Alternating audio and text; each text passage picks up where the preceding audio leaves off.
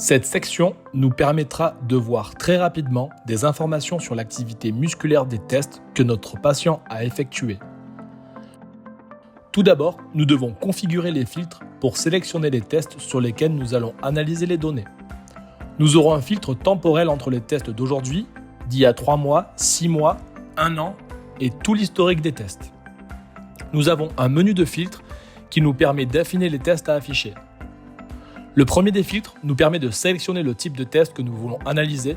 Nous pouvons sélectionner un test spécifique ou tous les tests effectués. Dans le filtre suivant, nous pouvons sélectionner les muscles que nous incluons dans l'analyse. Nous pouvons marquer tout ou ce qui nous intéresse pour cette requête. Une fois les filtres définis, nous aurons 2 graphiques, dont le premier nous montre le recrutement moyen des fibres musculaires en microvolts. Sur l'axe vertical, nous voyons le nombre de microvolts et sur l'axe horizontal, nous voyons la date et l'heure de chacun des tests indiqués.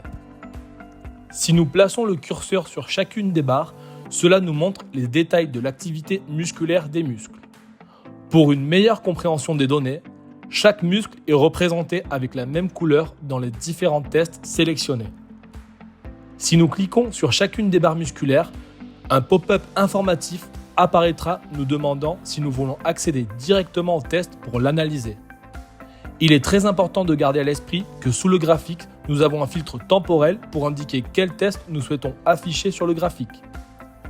Le graphique suivant fait référence à la contraction maximale que chaque muscle a eu dans les tests sélectionnés.